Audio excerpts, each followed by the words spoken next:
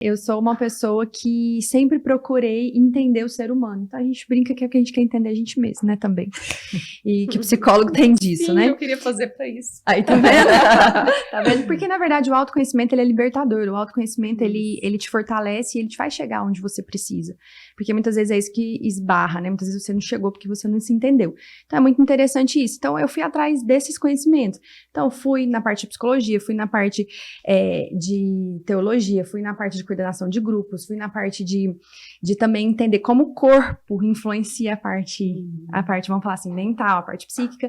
Então, é um geral para entender pessoas. Se você fosse me resumir, eu falaria isso. Nossa, então, e tem essa quanto sou tempo? eu. Ó, eu já estudo essa faculdade, né? Eu já tenho, a gente tá em 2023, então tem 14 anos já.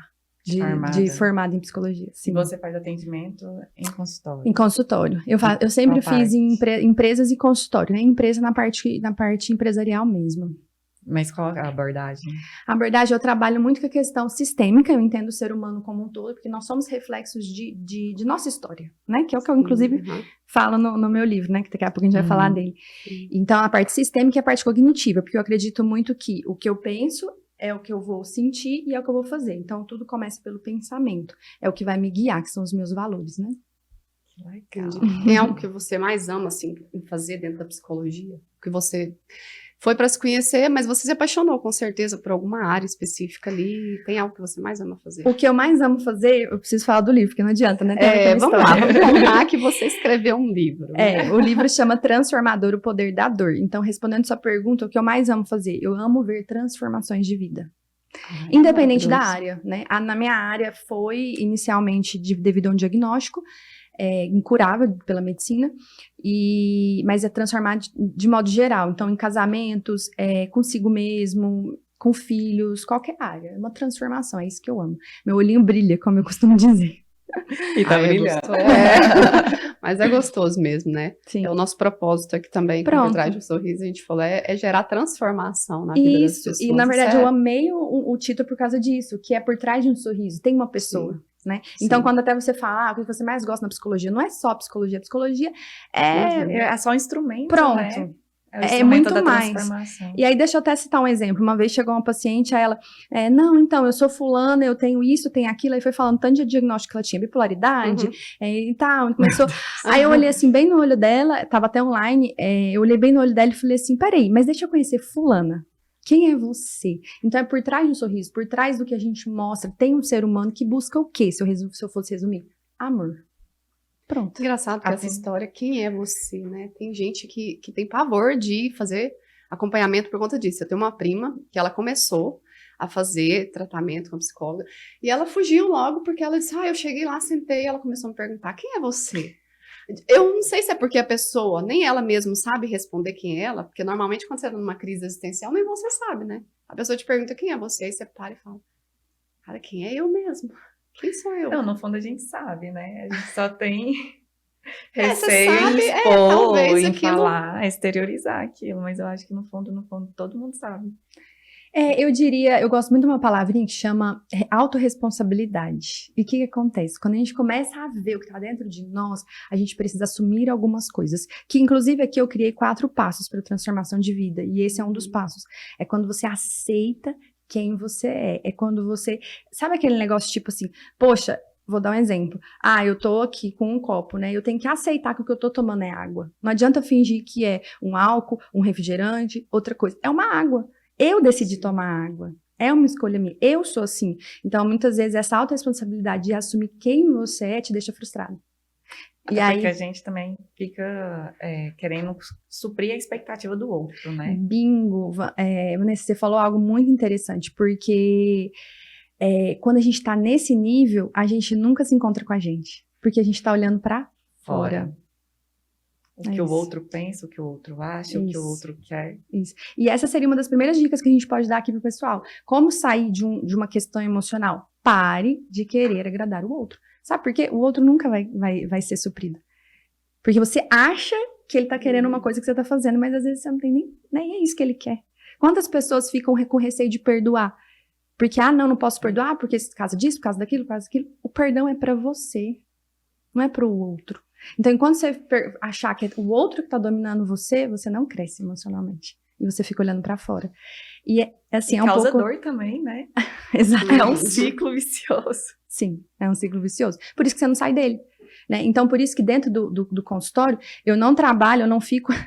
Eu costumo dizer assim, eu não fico lambendo a ferida do paciente, né, da pessoa. Porque lamber a ferida é tipo deixar ela nesse ciclo, ficar só acolhendo. Na verdade, eu trabalho também, porque eu tenho a linha de coach, eu trabalho, que é uma outra área que eu acabei me esquecendo, a linha do coach vai falar o quê? Ok, você entendeu isso. E aí, o que você vai fazer com isso? Autorresponsabilidade, qual vai ser seu posicionamento? Porque enquanto você não se posiciona, nada muda também, entende? Porque eu tava lendo uma frase, até um slogan que o Mário Cortella anda usando bastante, né? Se você decidir não decidir, alguém vai decidir por você, né? Exatamente. Você já decidiu não decidir, a decisão, de qualquer forma, ela tá acontecendo. Então, Vanessa, até puxar uma outra coisa quando você falou isso. Por isso que a gente tem que tomar muito cuidado com o silêncio. O silêncio, ele pode ser uma estratégia do momento. Mas ele é um posicionamento. Às vezes a pessoa acha que o silêncio... eu não vou me posicionar, não vou fazer nada. Quando você não se posiciona, você dá... Eu falo que você dá a oportunidade do outro pensar o que você quer. Você não se posicionou, às vezes.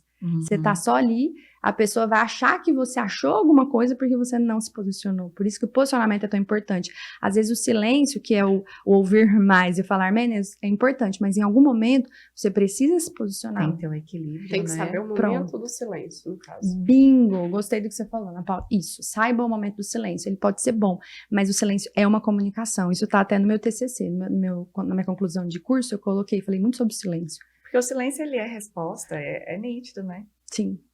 E pode ser uma estratégia ou não, mas às vezes a gente fica o quê? Só empurrando.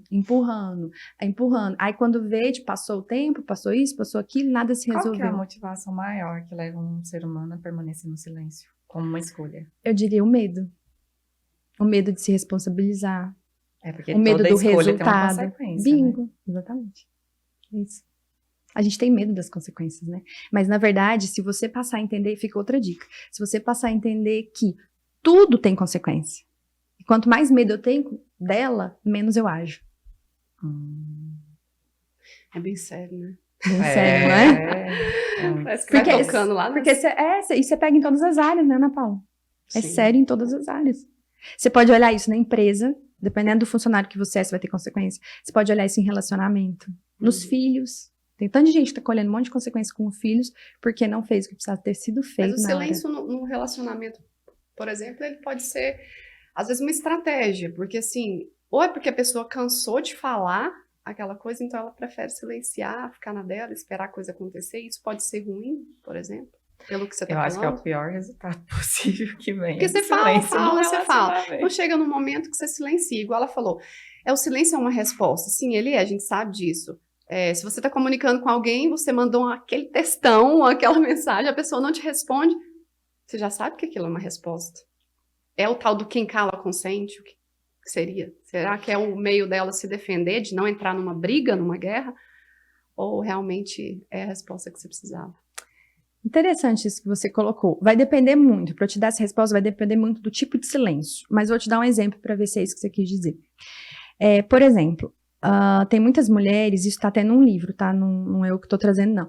Tem muitas mulheres que elas vão e ameaçam, se você beber mais uma vez, eu vou fazer isso. Se você fizer isso, eu vou fazer isso. Só que aí elas vão uma hora, entram no silêncio e falam, e entram no silêncio. Só que quando você faz isso, pode ser pior. Por quê? Porque você ameaçou, não tomou uma atitude, então, na verdade, fica o ciclo que a gente estava falando. Fica um ciclo. E eu sempre costumo dizer isso. Um comportamento, ele se mantém porque ele está sendo alimentado. Isso é verdade. Então, você precisa entender o quê? O que está alimentando. Aí, se você vai para um caso desse, a mulher está ameaçando, ele não está fazendo nada, aí a primeira pergunta que eu falaria, essa mulher está sendo esposa ou está sendo mãe? Querendo mandar nessa pessoa. Era uma primeira coisa que eu investigaria. Para entender esse relacionamento. E aí, não adianta você só entender aí, você tem que ir um pouquinho para trás. Como que era o relacionamento dele com a mãe? Porque às vezes ele buscou uma esposa que fizesse a figura de mãe. E essa esposa entrou nesse lugar por causa da história dela também. Olha o ciclo. E qual que é o referencial, assim? Porque, realmente, quando a gente pensa numa família, né? Os nossos referenciais enquanto filhos é o quê? Pai e mãe. E até o modelo de relacionamento também é baseado naquilo que a gente vive. Então, assim, muitas pessoas já falam, né? Eu também faço terapia tem 10 anos, Uhum. porque eu busco também me entender e solucionar os meus conflitos internos, né? E várias vezes eu ouvi o quê? Ah, a mulher sempre vai buscar a figura do pai. Pode ser a positiva ou o inverso daquilo que é, né? Mas como que a gente sabe realmente que eu estou buscando um relacionamento, que eu estou vendo, tenho meu pai como referencial, mas que eu não quero um pai? Eu costumo dizer o seguinte: quando a pessoa tá no furacão, ela não sabe que ela tá no furacão. Porque pra ela aquele vento rápido Uhum. virou um costume. Então, às vezes, por isso que a gente fala que às vezes é importante uma pessoa de fora, um profissional, um amigo, não precisa ser necessariamente profissional, uma igreja, alguém que vai te abrir os olhos. O Sair que da que emoção, muda? né? Isso. Não é sair da emoção, é abrir a sua visão, que é o primeiro passo. Qual que é o primeiro passo do que eu falo no livro, né? Do processo, do método que eu criei? O perceber. Enquanto eu não percebo que eu estou num furacão, eu não mudo ele. Então, o primeiro passo seria isso, perceber esse relacionamento, como ele tá. Então, perceber, Vanessa, as minhas atitudes, as atitudes dele, e começar a encontrar uma repetição. Toda repetição mostra crença. Aí eu consigo acessar minha crença. Quando eu acesso minha crença, aí eu penso, essa crença vem da onde? Aí eu começo aí a buscar isso. Porque é a crença que me guia. Nós não somos guiados pelo que a gente faz, a gente é guiado pelo que a gente pensa, pelas nossas crenças. Por isso que eu começo com pensamento. Né? Agora, tem só uma coisa que você disse, você falou assim, a mulher busca o pai, não necessariamente. Isso é inconsciente também? Sim, a maioria do nível é inconsciente.